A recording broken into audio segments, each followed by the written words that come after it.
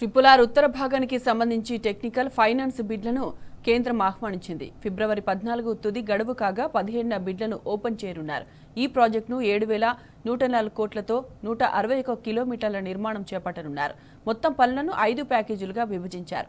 అయితే భూసేకరణను తీవ్రంగా వ్యతిరేకిస్తోంది అన్నదాతలు.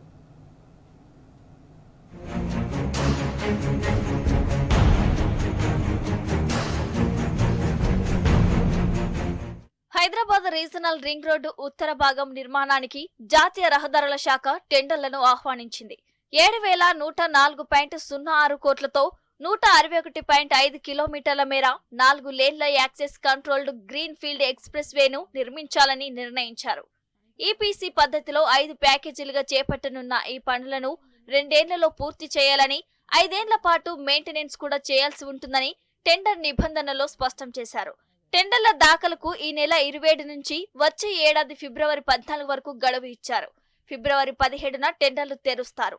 ఆన్లైన్ పద్ధతిలో టెక్నికల్, ఫైనాన్స్ బిడ్లు దాఖలు చేయాల్సి ఉంటుంది.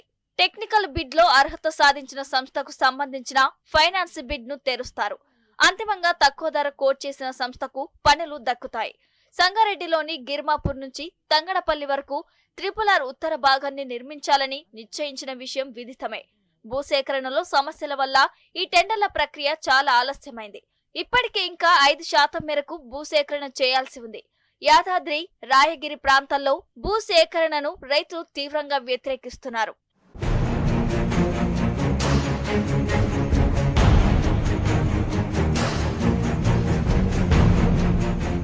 ట్రిపుల్ నిర్మాణానికి బీఆర్ఎస్ ప్రభుత్వ హయాంలోనే అంకురార్పణ జరిగింది. హైదరాబాద్ కు దాదాపు 50 కిలోమీటర్ల దూరంలో ఔటర్ రింగ్ రోడ్డుకు సమాంతరంగా మరో రింగ్ రోడ్డును నిర్మించాలని నిర్ణయించిన కేసీఆర్ ప్రభుత్వం అందుకు సంబంధించిన అలైన్మెంట్లను రూపొందించి కేంద్రానికి పంపడంతో ఆమోదం కూడా లభించింది. భూసేకరణ కోసం బీఆర్ఎస్ ప్రభుత్వ నిర్బంధ వైఖరిని అవలంబించకుండా రైతుల నుంచి సానుకూల స్పందన వచ్చేలా చర్యలు చేపట్టడంతో కొంత జాప్యం జరిగింది. అనంతరం అధికారంలోకి వచ్చిన కాంగ్రెస్ సర్కార్ బలవంతంగా భూసేకరణకు దిగింది.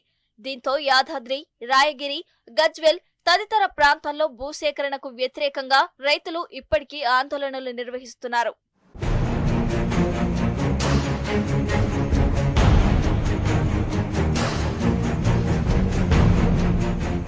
రాష్ట్ర ప్రభుత్వ ఆధ్వర్యంలో నిర్మించాలనుకుంటున్న ట్రిపుల్ దక్షిణ భాగం డిపిఆర్ తయారీకి కన్సల్టెంట్లు ముందుకు రాలేదు. ఆ భాగం నిర్మాణం కోసం గతంలో రూపొందించిన అలైన్మెంట్లలోనే మార్పులు చేసిన ప్రభుత్వం సంబంధిత డిపిఆర్ రూపకల్పన కోసం నవంబర్ 25న గ్లోబల్ టెండర్లను ఆహ్వానించి నెల రోజుల గడువు ఇచ్చింది. ట్రిపుల్ దక్షిణ భాగాన్ని తమకు అనుకూలంగా నిర్మించుకోవాలని ప్రభుత్వ పెద్దలు భావిస్తున్నారని, అందుకే గతంలో రూపొందించిన అలైన్మెంట్లు మార్చారని విమర్శలు ఉన్నాయి. ట్రిపుల్ దక్షిణ భాగంపై సమగ్ర అధ్యయనం, భూసేకరణ, డిపిఆర్ తయారీ తదితర అన్ని అంశాలపై ప్రభుత్వం ఓ ఉన్నత స్థాయి కమిటీని ఏర్పాటు చేసింది. ఇప్పటికే పలు దఫాలు సమావేశమైన ఈ కమిటీతో సాక్షాత్తు ముఖ్యమంత్రి కూడా భేటీలు నిర్వహించారు. అయినప్పటికీ డిపిఆర్ తయారీకి కన్సల్టెంట్ల నుంచి స్పందన రాకపోవటం పలు అనుమానాలను రేపుతుంది. ప్రభుత్వంపై భరోసా లేక కన్సల్టెంట్లు ముందుకు రాలేదా, లేక మరేదైనా కారణం ఉందా అనేది అంతుపట్టడం లేదు.